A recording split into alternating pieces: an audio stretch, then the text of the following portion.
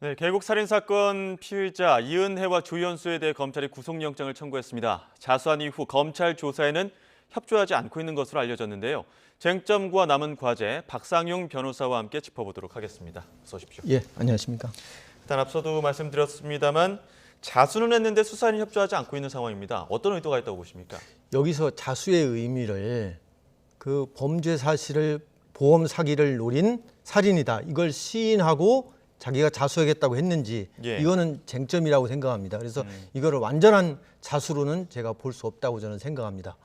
그리고 지금 이제 검찰에 조사를 받고 있고 오늘 영장 실질심사에 나가겠지만은 문제는 뭐냐 하면은 이 두 사람이 혐의 사실을 인정하느냐 마느냐 또 혐의 사실을 썼다 인정한다 하더라도 누구의 책임으로 돌릴 것이냐 이 두 문제에 대해서는 아마 변호사의 조력을 받을 것인데 지금 이 사람들이 신병이 구속된 상태에서는 변호사를 선임하기가 어렵거든요. 아마 제가 볼 때는 이 부모님이라든가 또는 지인들이 변호사를 선임시켜 주거나 또는 국선 변호사를 한다 하더라도 영장이 발부돼 가지고 그때 이제 재판에 회부가 돼야 기소가 돼야 그때 선임할 수 있거든요. 지금 이렇게 어쨌든 검거된 이후에 그 사망보험금이 미뤄지자 이은혜가 이 피해자의 누님한테 보험금을 받을 수 있도록 도와달라 이렇게 좀 전해지는 그 누님의 글을 통해서 전해지는 사실도 있었거든요. 어떻게 보면 본인의 죄를 명확하게 없다 이렇게 확신을 갖고 하는 행동이라고 볼 수 있을까요? 보험금을 노린 살인 사건 같은 경우에는 보통 가해자들은 빨리 보험금을 받으려고 합니다. 보험금을 받아가지고 빨리 이제 도주를 하려고 하거든요. 그렇기 때문에 보험회사 입장에서는 뭔가 이게 좀 의심쩍거든요. 또 보험 만기가 얼마 안 남은 상태에서 이게 피보험자, 그러니까 남편이 사망하지 않았습니까? 그래서 의심을 가지고 이것이 밝혀지기 전에는 보험금을 지급하지 않겠다고 하는 건데 초조하거든요. 그러니까 민원을 제기해가지고 보험회사에서 보험금을 지급하지 않는다 해가지고 보험금을 빨리 받으려는 속셈이죠. 어떻게든 이를 최대한 빨리 마무리 짓기 위해서 이제 그 보험금을 더욱더 이렇게 누님을 통해서 요구를 한 상황이었었는데 경찰의 검거 과정을 보게 되면 공개 수배된 와중에도 지인과 어떤 1박 2일 일정으로 어디 여행을 가면서 또 논란이 됐거든요. 이 부분 어떻게 보셨습니까? 이 검찰에서 1차 조사를 받았지 않습니까? 그 다음에 오라고 하니까 안 와가니까 아마 검찰이 수배한다는 사실을 알았을 겁니다. 그러면 초조하거든요.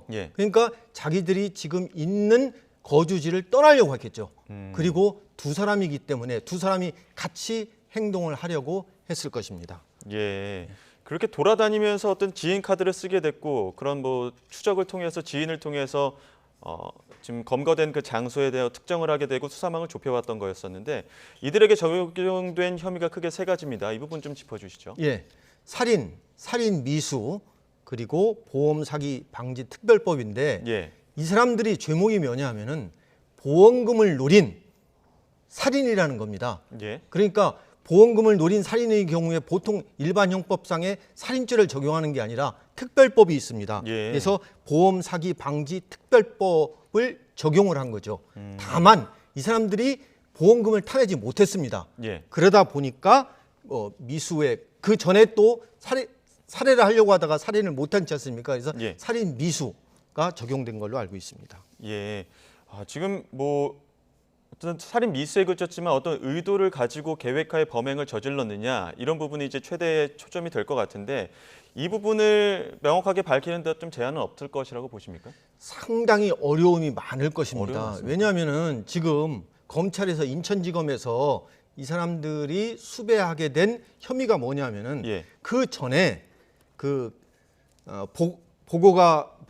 음식 보고가 드린 뭐 음식을 먹여가지고 살해를 시도했고 또 낚시터에서 물에 빠뜨려 살해를 시도한 혐의 이거를 이 사람들이 갖고 있는 휴대폰 포렌식을 통해서 밝혀냈다는 거거든요.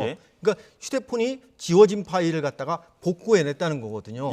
근데 문제는 뭐냐면은 결국에는 물증이 휴대폰 메시지 외에는 물증이 없다는 겁니다. 또 가평 계곡에서 남편이 떨어졌을 때 그거를 구조하지 못했다는 거거든요. CCTV 영상 이런 것도 없거든요. 그러니까 결국에는 이 두 사람의 진술이 제일 중요하다고 생각합니다. 예. 그래서 앞으로 뭐 오늘 영장 실질 심사가 돼가지고 영장이 발부되면은 이 두 사람을 통해서 과연 행적이라든가 이런 수사가 많이 남아 있다고 생각합니다. 그 보고피를 이만큼 넣었는데 왜 안 죽지? 뭐 이런 텔레그램 메시지는 있지만 남편을 계곡에서 사고가 당했을 때 구조에 어떤 의사가 있었느냐 없었느냐는 진술을 통해서만 확인할 수 있는 상황이라는 거죠. 그렇습니다. 예를 들면은 그 사람이 남편이 계곡에서 물에 빠졌을 때 그 영상 같은 게 없지 않습니까? 근데 문제는 이 두 사람이 있고 또 공범자가 있을 것이다라는 거거든요. 지금 현재 그 공범자라는 사람이 수감 중에 있거든요. 그래서 그 사람도 지금 만기가 끝나면 또는 지금 수감 중에 있더라도 수사를 통해서 입증을 해야 되죠. 결국에는 이 진술이 어떻게 보면은 이 사람들을 갖다가 기소하는데 또 재판에서 유죄를 받아내는데 중요한 물증이 될 수 있다고 생각합니다. 가평 계곡 살인 사건에도 공범이 있을 가능성, 그리고 지금 수감 중일 가능성 이 부분 짚어주셨는데 은신하고 있는 과정에서도 조력자가 있지 않았을까라는 의문을 계속 들고 있거든요. 이 부분은 어떻게 보십니까? 두 사람이 은신하는 데는 아마 정보도 많이 제공해 주는 사람이 있었을 겁니다. 또 수배 중이기 때문에 수사관들이 추적한다라는 사실도 알려준 사람이 있고 또 수배하는 과정에는 돈이 필요하지 않습니까? 돈이나 또 수배하는 과정에 자기 신분이 들켜나면 안 되니까 카드를 빌려주거나 뭐 이런 사람들이 있을 겁니다. 이것도 밝혀야 되는데 지금 제일 중요한 것은 가평 계곡 살인 사건에서 과연 보험금을 노리고 구조를 안 한 것이냐, 이 부분이 핵심일 것 같습니다. 만약에 그 조력자를 찾는다면 그 부분도 어느 정도 입증이 가능할 수도 있는 건가요? 그 조력자가 그 현장에서 어디에 있었느냐, 그리고 어떠한 조력을 했느냐, 이게 중요하겠죠. 결국에는 진술입니다. 자, 여기까지 듣도록 하겠습니다. 지금까지 박상윤 변호사와 함께 가평 계곡 살인 사건 이야기 나눴습니다. 오늘 말씀 고맙습니다. 감사합니다.